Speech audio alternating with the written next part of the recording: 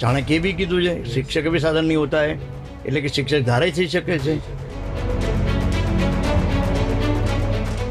શિક્ષણ એ જ જીવનનો સાચો આધાર છે અને શિક્ષણ એ જ તમને અંધકારમાંથી પ્રકાશમાં લઈને આવે છે।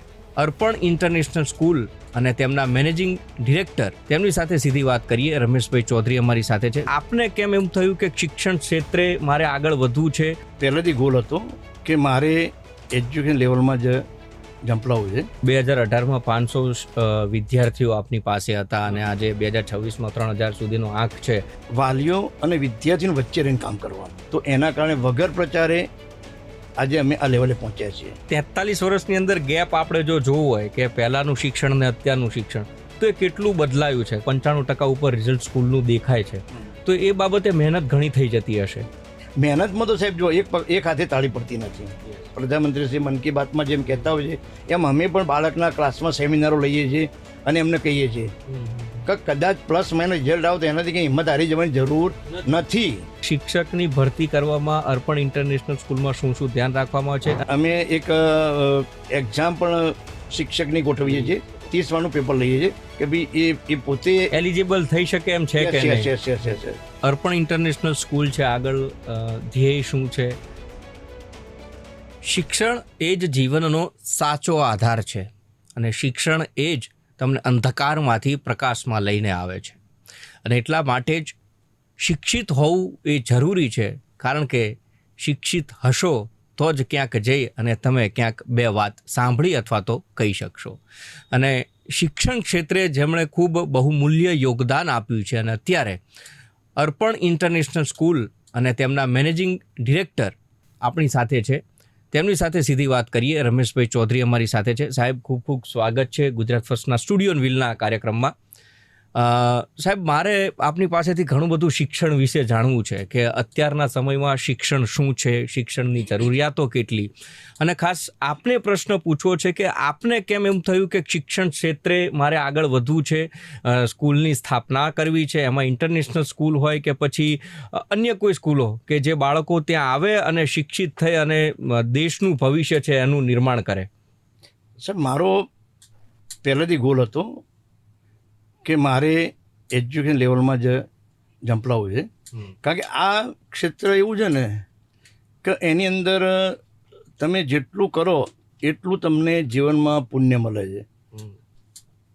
એકદમ પવિત્ર ફિલ્ડ કહેવાય, એમાં તમે તમારું યોગદાન આપો એટલું ઓછું પડે છે। એટલે પહેલાં જ એક મારી ભાવના એવી હતી કે મારે આ ફિલ્ડમાં જવું છે। અને આજના જમાના પ્રમાણે જોઈએ તો એજ્યુકેશન એ જ મહત્ત્વનું છે। એટલે પછી મેં એક ગોલ કર્યો કે મારે એક સારી સંસ્થા ડેવલપ કરવી છે અને સારું શિક્ષણ આપવું છે, અને એ દિશામાં મેં કામ કર્યું અને મને એમાં સફળતા મળી। મેં આ સ્કૂલ 2018માં સ્ટાર્ટ કરી હતી, ત્યારે મારી જો 521ની સ્ટ્રેન્થ હતી, પણ જે એક દિશામાં કામ કર્યું તો આજે 3032 સુધી અમે પહોંચી ગયા છીએ। એટલે પહેલેથી એક મારો ગોલ જ હતો અને મને એમ કે રસ હતો। 2018માં 500 વિદ્યાર્થીઓ આપની પાસે હતા અને આજે 2026માં 3000 સુધીનો આંક છે। સાહેબ, કોઈ પણ વાલી ત્યારે જ તૈયાર થાય સ્કૂલમાં મૂકવા માટે કે સ્કૂલમાં શિક્ષણ સારું હોય, ત્યાંના શિક્ષકો સારા હોય અને ત્યાં જ્ઞાન સારું મળતું હોય, તો એ વિશ્વાસ જીતવો અને એ પ્રકારનું શિક્ષણ આપવું એ કેટલું જરૂરી બને છે? અને આપની અર્પણ ઇન્ટરનેશનલ સ્કૂલની અંદર શું પદ્ધતિથી શીખવવામાં આવે છે? મારો પહેલેથી જ એક એવો ગોલ છે સાહેબ કે વાલીઓ અને વિદ્યાર્થીઓ વચ્ચે રહીને કામ કરવાનું, અને હું વાલીઓ વિદ્યાર્થી વચ્ચે રહીને કામ કરું છું। એટલે કે જે આ સંસ્થાના વાલીઓ છે એ બી અમારા પરિવારના સભ્યો છે, બાળકો બી અમારા પરિવારના સભ્યો છે। એટલે હું વાલીઓની વચ્ચે જઈને વાલીઓના કંઈ બી પ્રશ્ન હોય, બાળકને શિક્ષણ લગતું કંઈ બી હોય તો હું જાણવા પ્રયત્ન કરું છું। જાણીને હું મારા શિક્ષક સાથે એની મિટિંગ કરું છું, ડિસ્કશન કરું છું કે આ બાળકમાં કચાશ કેમ છે, આવી કચાશ રહેવા પાછળનું કારણ શું, કેમ બાળક તૈયાર થતું નથી, અને એ દિશામાં હું શિક્ષકને પૂરેપૂરું અને મારા કોઓર્ડિનેટરોને પૂરેપૂરું માર્ગદર્શન આપી અને એ દિશામાં હું કામ કરું છું અને બાળકને તૈયાર કરીને આપીએ છીએ। એટલે વાલીને પૂરેપૂરો અમારા પર સંતોષ થાય છે। 521 વાલી જે મારા પાસે પહેલા વર્ષમાં હતા 2018માં, એના પછી મેં કોઈ પ્રચારનું માધ્યમ, કોઈ પેમ્ફલેટ મેં વેચ્યા જ નથી। એ વાલીઓ જ અમારા કામનો થી એટલા બધા સંતુષ્ટ હતા કે એમને જ અમારો પ્રચાર કર્યો છે, એમને જ એમના સગા સંબંધીઓ પડોશીઓને કીધું કે ભાઈ અહીંયા મુકાય, આ સ્કૂલમાં મુકાય, અમારા બાળકોને ગયા પછી આટલું. કારણ કે પહેલા વર્ષે તો બધા બાળકો સાહેબ નવા જ હતા બરાબર, અને અલગ અલગ સ્કૂલોમાં ગયા હતા. અહીં આવ્યા પછી એમને જે એમના બાળકનો જે ગ્રોથ દેખાયો, એમના બાળકમાં જે શિક્ષણનું લેવલ જે એમને જોયું, બધી રીતે સાહેબ, સંસ્કારોની વાત કરીએ તો બી અમે દરેક બાબતનું ધ્યાન આપીએ છીએ કે ભાઈ આજના જમાનામાં મોબાઈલથી બાળકને દૂર રાખવું જોઈએ. એ બાબતમાં પણ અમે વાલીઓને, બાળકોને કહીએ છીએ કે મોબાઈલ આપણને, તમને આટલું નુકસાન કરતા છે.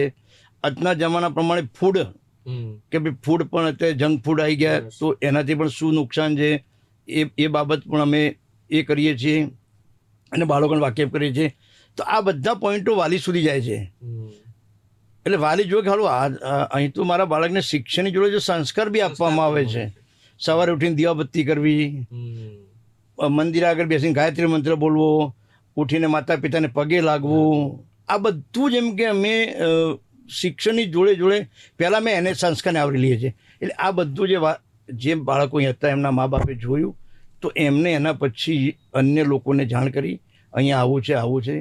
તો એના કારણે વગર પ્રચારે આજે અમે આ લેવલે પહોંચ્યા છીએ. સાહેબ, આપ 43 વર્ષથી મને જ્યાં સુધી ખબર છે કે આપનો અનુભવ છે આ ક્ષેત્રની અંદર, એ 43 વર્ષની અંદર ગેપ આપણે જો જોવું હોય કે પહેલાંનું શિક્ષણ ને અત્યારનું શિક્ષણ, તો એ કેટલું બદલાયું છે? કારણ કે અત્યારે આમ જોઈએ તો કોરોના આસપાસની વાત આપણે કરીએ તો બાળકોને મોબાઈલની લત લાગી અને ઘરની બહાર બાળકોને મોકલવાનું તો ક્યારનું બંધ થઈ ગયું છે. કે અમારા સમય, મતલબ મારો 90માં જન્મ છે તો અમે રેતીમાં રમતા, એમ ચોમાસામાં પેલું ખૂંચણીએ પણ રમતા, એ બધું બંધ થઈ ગયું છે.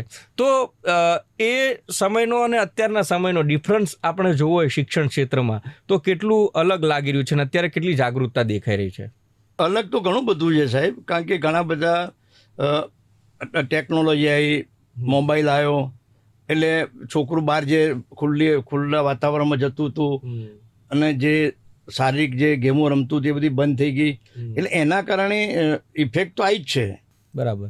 અને એ સમયે સાહેબ એજ્યુકેશન આપવું એ પણ અઘરું હતું ને અત્યારે સહેલું બન્યું છે એવું લાગે છે ખરું? ના, એ વખતે એજ્યુકેશન આપવું અઘરું નહોતું. એજ્યુકેશન આપવું એ વખતે સહેલું જ હતું સાહેબ, અને અત્યારે સહેલું જ છે, પણ અત્યારે થોડું સાવચેત રહીને આપવું પડે.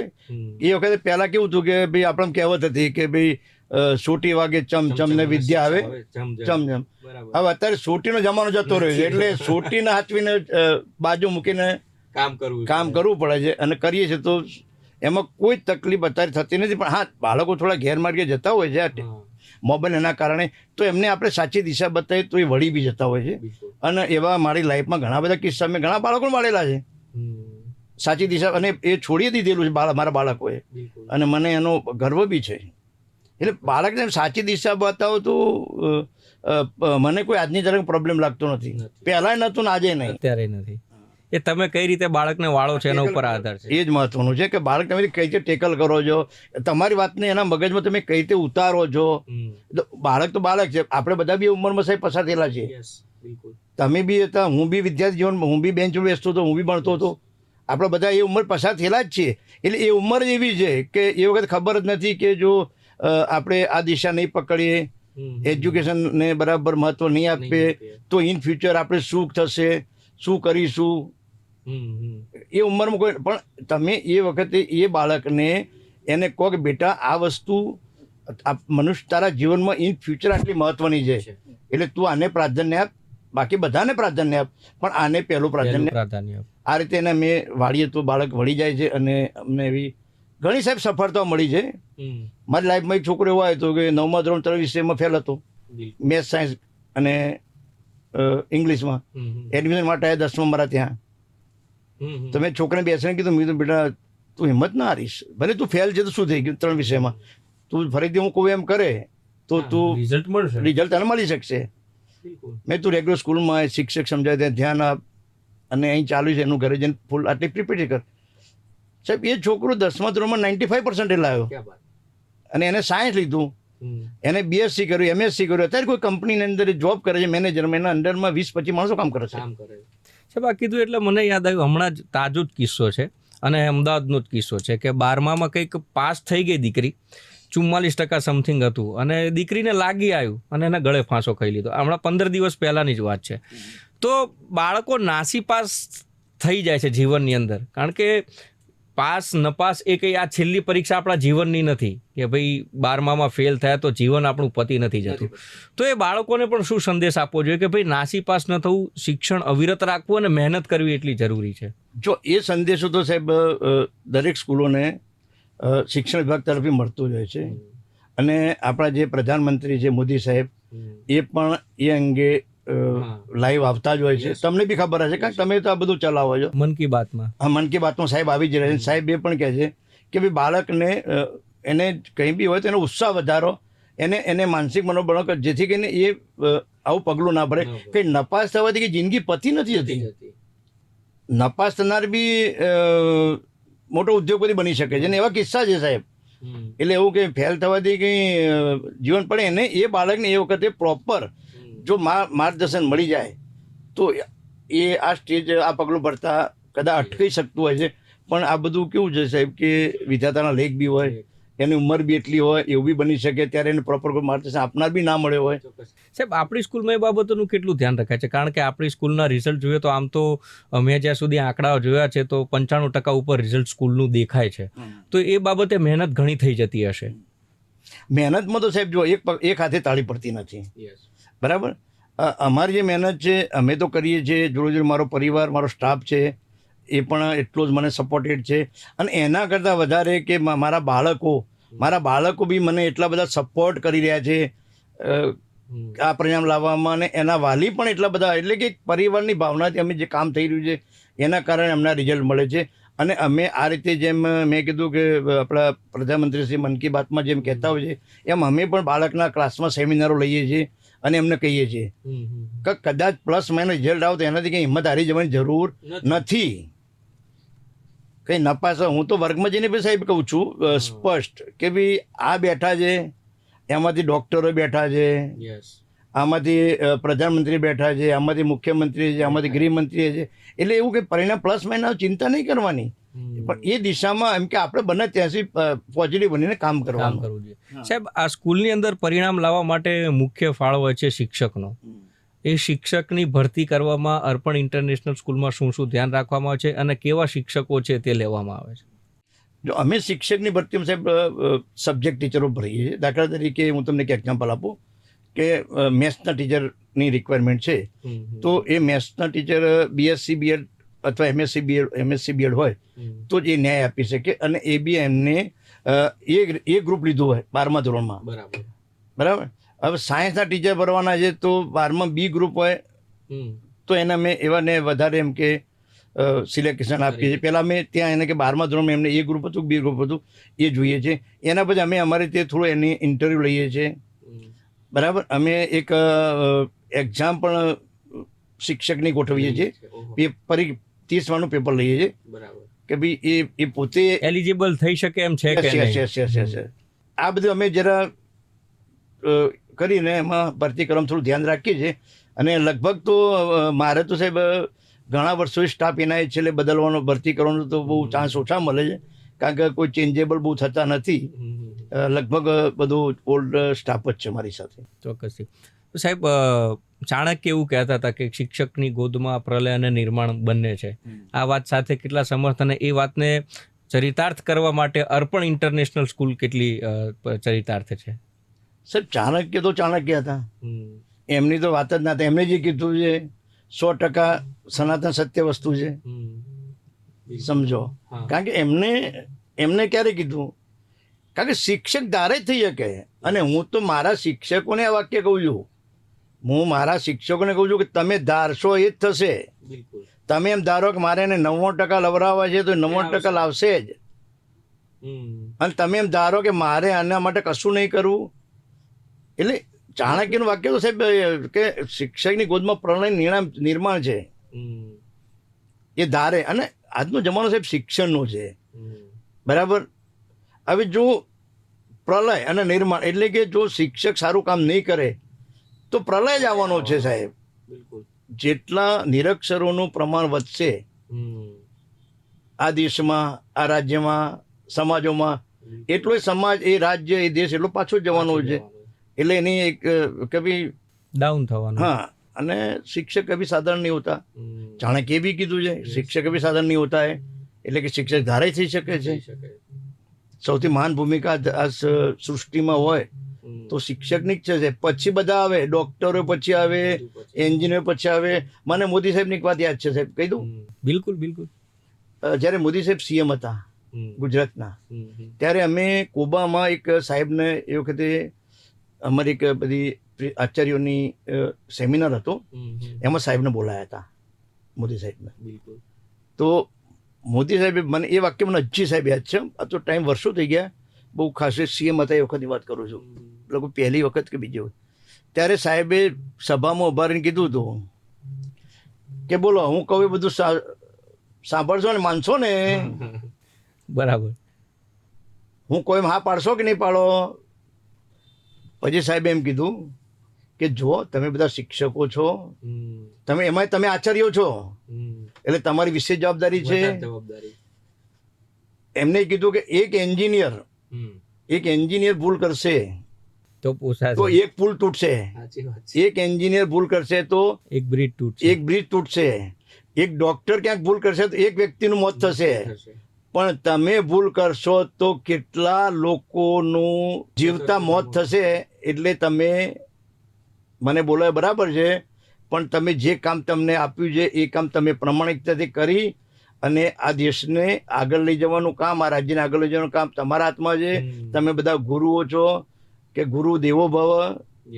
એ વાતને સાર્થક કરજો સાહેબ. એ વાત તો મને હજી બી સાહેબની યાદ છે. એટલે સાહેબ શિક્ષકને કોઈ ભૂલ કરે એવી કોઈ આવશ્યકતા છે જ નહીં. શિક્ષકે ભૂલ ન જ કરવી જોઈએ. જો એ ભૂલ કરે તો દેશનું આર્થિક કે કોઈ પણ રીતે જુઓ તો એ બધું ઘણું બધું તૂટી પડે. હાથમાં જ છે.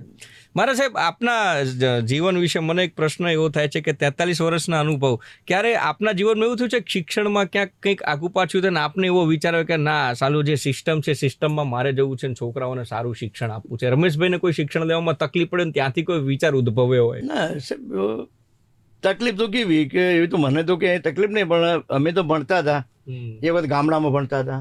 મારા મા બાપ તો ખેતીવાડી કરતા હતા. ત્યાંથી અમે અમદાવાદમાં આવ્યા, બીએડ અહીંયા ગુજરાત યુનિવર્સિટીમાં હોસ્ટેલમાં રહીને ભણેલા, બીએ કર્યું, MA કર્યું, ભાષા ભવનમાં બીએડ કર્યું. પણ એ વખતે એટલી ખબર હતી કે ભાઈ આપણે જે સારું આપણે મજૂરીમાંથી બહાર નીકળવા માટે, ખેતીવાડીમાંથી બહાર નીકળવા માટે આપણે ભણવું પડશે. અને જાતે એ દિશામાં આગળ વધીને બીએડ કરીને મેં શિક્ષકની નોકરી લીધી હતી. બરાબર. તો સાહેબ અર્પણ ઇન્ટરનેશનલ સ્કૂલ છે, આગળ ધ્યેય શું છે, આગળ કેવી રીતે વધી રહ્યું છે, પ્રગતિના પગથિયાઓ હજી કેવી રીતે ચડી રહ્યું છે? બસ સાહેબ પ્રગતિ તમારે જે કરવાની થઈ જ ગઈ છે. અમારો ધ્યેય આખો એક જ છે કે ભાઈ બાળકનું ભવિષ્ય બનાવવું. બાળકના ભવિષ્ય સાથે ચેડા ના થવા જોઈએ. આપણી સ્કૂલનું બાળક એના જીવનમાં એની પોતાની જે સંસારિક જીવન જીવવાનું છે ત્યારે એને તકલીફ ના પડે એ દિશામાં આપણે કામ કરવાનું. આવનારા સમયમાં ક્યાંય આપના નેજા હેઠળ કોઈ પ્રી સ્કૂલ કે એવું કોઈ શરૂ થઈ રહ્યું, નાના બાળકોને છે એમ પણ શિક્ષિત અથવા તો એમને જે પાયાની જે વસ્તુ છે એ પણ શીખવવામાં આવે? એટલે અમે થોડું વિચાર્યું છે કે ભાઈ આ એરિયામાં અમે કલાવીલો બંગલોની સામે એક પ્રી સ્કૂલનું પ્લાનિંગ ડેવલપ કરીએ છીએ. બિલ્ડિંગ એનું બની જ રહ્યું છે. એ ફક્ત ને ફક્ત જુનિયર કેજી, સિનિયર કેજી અને બાલવાટિકા, એટલે 4 વર્ષ, 5 વર્ષ, 6 વર્ષના બાળકો માટે જ બનાવી રહ્યા છીએ. અને એ એમને ત્યાં અલગથી એમ કે એવું વાતાવરણ આપી શકીએ એ ભાવથી અમે એ બિલ્ડિંગ ડેવલપ કરી રહ્યા છીએ. સાહેબ આ જે ઉંમરના બાળકો કીધા એકદમ કોરી સ્લેટ આવવાના છે આપની પાસે અને એમાં આપણે એકડો ઘૂંટવાનો છે, તો એ પ્રકારનું વાતાવરણ કેવું આપવામાં આવશે જેથી કરીને એનો પાયો જેટલો મજબૂત થાય, મતલબ કે પ્રી પ્રાઇમરી, પ્રાઇમરી અને જુનિયરમાં? એને લગતા સાહેબ ત્યાં બધા જ અમે ક્લાસરૂમ ડેવલપ કરવા જઈ રહ્યા છીએ કે દાખલા તરીકે ડાન્સ રૂમ છે, પછી સોફ્ટ એડવેન્ચર એરિયા છે, મોન્ટેસરી લેબ બનાવવાના છીએ. પછી ત્યાં અમે ધાર્મિક એક લેબ બી બનાવવાના છીએ કે નાના બાળકોને કે કૃષ્ણ વિશે નાની બુક હોય એમાંથી એને માર્ગદર્શન આપવું, રામ વિશેની બુક હોય એમાં જ માર્ગદર્શન આપવું. આ બધું આખું. પછી એરોસ્પેસ રૂમ જેમ આપણે સાયન્સ સિટીમાં નથી પેલો કે એ રીતનો એરોસ્પેસ રૂમ બી એક બનાવી રહ્યા છીએ. પછી આર્ટ એન્ડ ક્રાફ્ટ રૂમ પણ અમે ત્યાં બનાવી રહ્યા છીએ. પછી જિમ્નેસ્ટિકની પણ ત્યાં અમે વ્યવસ્થા કરી છે. આ બધા જ ક્લાસરૂમમાં એમ કે એ બાળકને જે રીતનું વાતાવરણ જોઈએ. પછી ગાર્ડન પ્લે એરિયા છે કે નાના બાળકને આપણે એને ભણાવવાનું નથી. પહેલાં તો એને સ્કૂલમાં આવવું ગમે, એને મજા આવે, એ પ્રકારે તૈયાર કરવો. હા, અને પછી ધીમે ધીમે એનો ડેવલપ થાય. એટલે કે સર્વાંગી વિકાસની દિશામાં એનો સર્વાંગી વિકાસ થાય. બાળકનો નાના બાળક શું ભણાવી નાખવાનું? તો સ્કૂલમાં આવે એને એને થોડું રમાડો, થોડી મજા કરાવો, એને હેલ્થને લગતું કરાવો, આર્ટ એન્ડ ક્રાફ્ટ થોડું કરાવો. પછી પેલા જે અમે કિડ્સ લાઇબ્રેરી બનાવવાના છીએ, એમાં જે લાકડા તમે જોયા છે સાહેબ કે લાકડા નાના નાના રમકડા હોય એને બાળક જોઈન્ટ કરે, બ્લોક ટાઈપનું આ રીતનું આખું ત્યાં બધું અને એનું નામ બી અમે અર્પણમ કિડ્સ આપ્યું છે. ક્યાં વાત. એ સ્કૂલનું નામ બી અમે અર્પણમ કિડ્સ આપ્યું છે. એટલે આપણે કલારવેલા બંગલોની સામે અહીંયા. આ નામ પાછળ કોઈ ધ્યેય છે ખરો અર્પણમ? નામ પાછળ કોઈ ધ્યેય નથી, પણ પહેલાથી મગજમાં નામ આવી ગયું હતું. અચ્છા, કે અર્પણ રાખવું, અર્પણ કરવું છે. અને મારા એક સાહેબ હતા, એમને મેં પૂછ્યું હતું તો એમને મને કીધું કે આ નામ રાખો. કે એમને એનું ઘણું બધું વિશ્લેષણ કરીને મને કીધું કે ભાઈ આનો અર્થ આ થાય, આનો અર્થ આ થાય. બરાબર. એટલે પછી એ નામ મેં પહેલાંથી પકડી રાખ્યું છે. સાહેબ, છેલ્લો પ્રશ્ન એ પૂછવું છે કે કેમ અર્પણ સ્કૂલ, કિડ સ્કૂલ હોય કે પછી અર્પણ ઇન્ટરનેશનલ હોય, વિદ્યાર્થીઓમાં એડમિશન લે? એ તો સાહેબ જો આજ મેં તમને પહેલાં આ વાત કરી કે અમારા જે જૂના વાલીઓ છે, જે બાળકો અહીંયા ભણે, જૂના એટલે કે જેમના બાળકો અહીંયા અભ્યાસ કરી રહ્યા છે, એ વાલીઓને જે સંતોષ થાય એટલે એ જ એમના આજુબાજુમાં આવે છે ને એ લોકો એડમિશન લેવા આવવાના છે, એમના કહેવાથી આવવાના છે. કામ જ મહત્વનું છે. બિલકુલ. અને બીજું કે હું અહીંયા એડમિશન બાળક લે તો એના વાલીને અમારી એક સિસ્ટમ છે કે ભાઈ ટ્યુશનને અમે પહેલાં જ ના પાડીએ છીએ, ટ્યુશન રાખવાનું નહીં. એ બી સાહેબ પૂછવું છે મને કે અત્યારના જમાનામાં બાળક જે સ્કૂલમાં જાય તો વાલીનો પર્પઝ એવો છે કે સ્કૂલમાં બી જાય ને ટ્યુશનમાં બી જાય. જરૂર છે ખરી ખરા અર્થમાં ટ્યુશનમાં? અમારે ત્યાં તો સાહેબ નથી. બિલકુલ. કારણ કે અમે તો વાલીને જ ના પાડીએ છીએ કે ટ્યુશનની જરૂર છે. સાહેબ ટ્યુશનમાં બાળક બે બાજુ ચૂન થઈ જાય છે એક વસ્તુ. અને તમને જ્યાં પૂરતું ના મળતું હોય તો અમે વાલીની સામે કે ભાઈ અમે તમને પૂરતું આપીએ છીએ, અને એનાથી વધારે બી વાલીને હું એ જ કહું છું કે તમારા બાળકના શિક્ષણમાં તમને ક્યાંય બી કચાશ દેખાય, ક્યાંય બી, તો તમે ડાયરેક્ટ અમારો કોન્ટેક્ટ કરો, અમને રજૂઆત કરો. હું મારા વાલીને એક જ સંદેશો આપું છું કે અમને રજૂઆત કરો, ફરિયાદ ના કરો. રજૂઆત બે શબ્દો સાહેબ ડિફરન્ટ છે. ફરિયાદ અને બિલકુલ 100%. તમે રજૂઆત કરો. ક્યાંક અમારું ધ્યાન નથી, અમારું ધ્યાન બહાર થયું છે તો રજૂઆત કરો, અમે 100% તમને સહકાર આપીશું. અને એ વસ્તુ બાળકમાં જે તકલીફ છે એને દૂર કરીને તમને આપીશું.